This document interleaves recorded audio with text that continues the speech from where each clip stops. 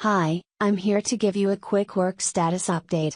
We had some unscheduled downtime earlier this morning because of a machine breakdown on the assembly line. Yes, I heard. What's the current status? Have you made any real progress with the repairs? Some progress, but we ran into a few unexpected issues. The repair work is still ongoing at the moment. What kind of issues? Was it more serious than you thought? The main issue is with the motor alignment.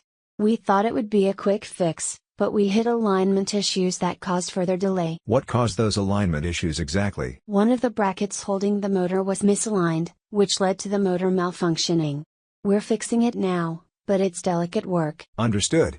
So how much more time do you estimate? It'll likely take another 45 minutes, maybe a bit more. We're also waiting on a replacement part to complete the fix. So far, how much time have we lost? We've already lost about 45 minutes, and with this new delay, we're looking at another 45 to an hour of downtime. That's 1.5 hours total, not great for our production schedule. How's the rest of the production line? Fortunately, all other machines are running fine.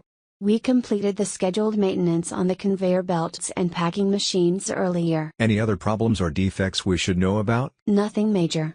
We did have to tweak the settings on the conveyor system, but that's already done. What about the packing machine you mentioned? There was a small defect in one of the parts. We've ordered a replacement part and expect it in about 30 minutes. Will that delay us further? Possibly, but it's a minor issue.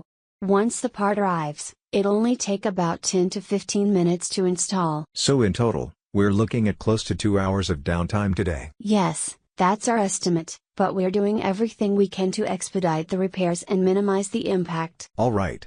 Keep me updated as soon as anything changes. Will do. I'll give you another update once the repairs are complete.